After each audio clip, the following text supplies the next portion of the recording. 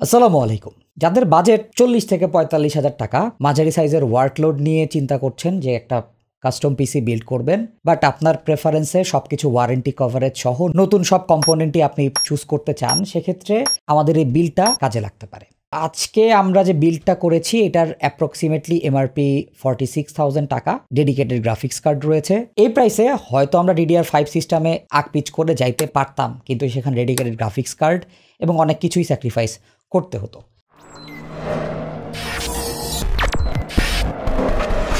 আপনারা চাইলেই same exact কনফিগারেশনের কম্পিউটার স্পিড টেকনোলজি থেকে পারচেস করতে পারবেন। তাছাড়াও আপনারা যদি কাস্টমাইজেশন করতে চান বা যে কোনো কম্পিউটার রিলেটেড সলিউশন চান, আইডিবির স্পিড টেকনোলজি আপনাদের জন্য একটা রিলায়েবল জায়গা হতে পারে। সো অবশ্যই স্পিড টেকনোলজি চেক করে দেখবেন।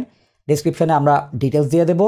সো আমাদের আজকের বিল্ডে আমরা Ryzen 5 5500 8,300 টাকা প্রাইস, তার সাথে 3 বছরের ওয়ারেন্টি রয়েছে। Zen 3 আর্কিটেকচারের 6 কোর 12 থ্রেডের এই প্রসেসরটার বেস ক্লক 3.6 GHz এবং বুস্ট ক্লক 4.2 GHz। স্টক কুলারের সাথে এটাকে আমরা খুব বেশি ওভারহিট হতে দেখি নাই। 65 ওয়াট রেটেড TDP 7 ন্যানোমিটার আর্কিটেকচারের উপরে বানানো, এখানে কোনো IGPU নাই। গিগাবাইট B450MK এই মাদারবোর্ডটা 8,200 টাকা প্রাইস। M-ATX বোর্ড, দুটো DDR4 ডিম স্লট রয়েছে যেটা 64 GB পর্যন্ত র্যাম সাপোর্ট করে। তবে Ryzen 5 5500-তে PCI Zen 3 সাপোর্ট আছে অনলি, এখানে Zen 4 সাপোর্টটা নাই। কুলার থাকছে স্টক, আর পাওয়ার সাপ্লাই হিসাবে গিগাবাইট P450B 450 ওয়াটের পাওয়ার সাপ্লাই আছে। সো আমাদের RAM Corsair Vengeance DDR4 3200 MHz, 8 GB র্যামটা 2,200 টাকা। লাইফ টাইম ওয়ারেন্টি আছে, আর আমাদের latency 16, 20, 20, 38 gigabyte. M.2 NVMe Zen 3 256 GB SSDটা অনেকের কাছে একটু ছোট স্টোরেজ বলে মনে হবে। এখানে 512 GB বা 1 TB ইউজ করার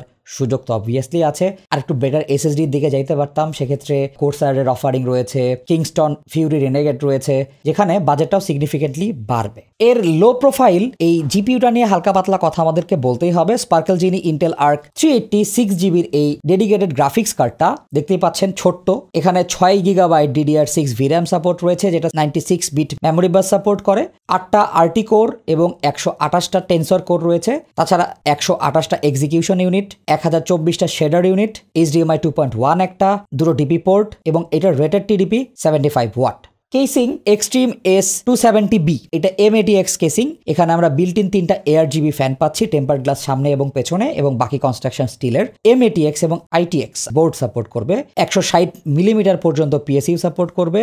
উপরের দিকে 240 মিলিমিটার রেডিয়েটর সাপোর্ট পাওয়া যাবে। ফ্রন্টায়োতে USB 3.0 এবং দুটো USB 2.0 পোর্ট রয়েছে।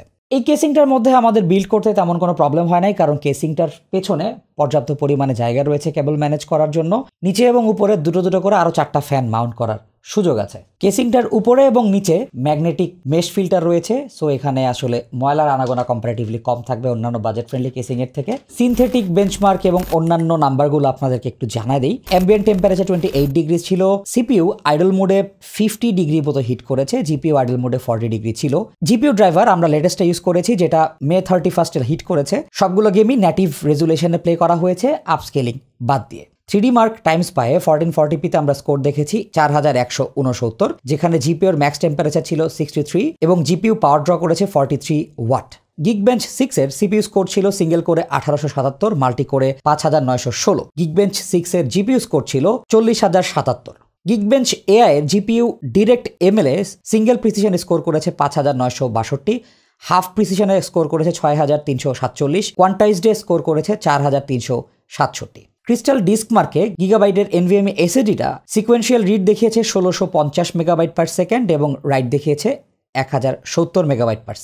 Cinebench R23-তে মাল্টি করে 10,541 স্কোর দেখেছি, সিঙ্গেল করে 1359। সিপিইউ এর ম্যাক্স টেম্পারেচার ছিল 93 ডিগ্রি সেলসিয়াস এবং ম্যাক্স ক্লক ছিল 4.1 GHz। সিপিইউ এ সময় পাওয়ার ড্র করেছে 60 ওয়াট। ওপেন ডাটা ব্লেন্ডার 4.4.0-তে আমরা জিপিইউ স্কোর দেখেছি 581.34, যেখানে স্যাম্পল পার মিনিট ছিল 154.3।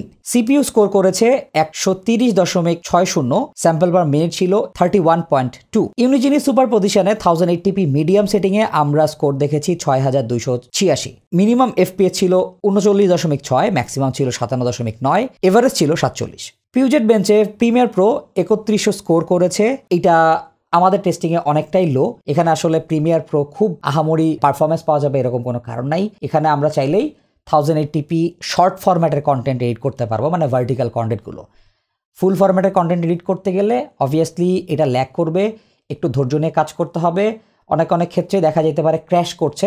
যদি আপনি অরিজিনাল প্রিমিয়ার প্রো ইউজ করেন ক্র্যাক ভার্সন বাদ দিয়ে, সেক্ষেত্রে আসলে অটো সেভ অপশনটা আপনাকে হেল্প করতে পারে। সো গেমসে ভ্যালোরেন্ট 1080p লো সেটিংয়ে আমরা এভারেজ FPS পেয়েছি 307, ম্যাক্সিমাম FPS ছিল 443.8, মিনিমাম FPS ছিল 192.7, 1% লো ছিল 151.7। CS2 1080p লো প্রিসেটে আমরা এভারেজ FPS পেয়েছি 131.1, মিনিমাম FPS ছিল 77.7, ম্যাক্সিমাম FPS ছিল 195.5, 1% লো 69.5। ফোর্জা হরাইজন 5 1080p লো প্রিসেটে আমরা এভারেজ FPS দেখেছি 72, মিনিমাম ছিল 63, ম্যাক্সিমাম 89।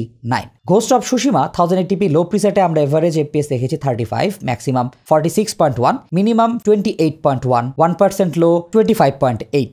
RDR2 1080p মিডিয়াম প্রিসেটে আমরা এভারেজ FPS পেয়েছি 45.01, মিনিমাম FPS ছিল 25, ম্যাক্সিমাম FPS ছিল 63.9। গেমিংয়ে এই মেশিনটা কম্পারেটিভলি ভালো পারফর্ম করেছে।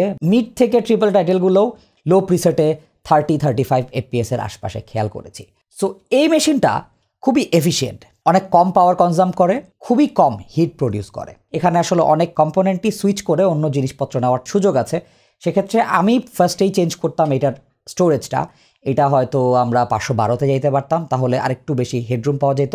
একটা 1 টেরাবাইট বা 2 টেরাবাইটের হার্ড ডিস্ক এখানে অ্যাড করতাম, যাতে করে আমি আমার স্টোরেজ ক্যাপাসিটি বাড়াইতে পারি, যেখানে আমি আমার মুভি, মিউজিক কিংবা অন্যান্য জিনিসপত্র সহজেই স্টোর করতে পারি। অনেকে হয়তো এর জিপিইউটা নিয়ে কথা বলবেন, এক্সপেকটেশন থাকবে 580 নেওয়ার, পেলাডিন বা ওসিপিসির জিপিইউ নেওয়ার প্ল্যান করতে পারেন। এই কার্ড দুটো হচ্ছে রিফারবিশড কার্ড, প্রচুর পরিমাণে ওয়ারেন্টি ক্লেম আসে এবং নষ্ট হওয়ার রেকর্ড দেখেছি। প্লাস 580 কার্ডগুলোতে প্রপার ড্রাইভার সাপোর্টও এখন আর অ্যাভেলেবল না। তাছাড়া এসএসডির পাশাপাশি যদি আমরা আরেকটা 8GB র্যাম এখানে ইন্ট্রোডিউস করতে পারতাম, প্রাইস আরো 2000 টাকা বা 2500 টাকার মতো বাড়তো।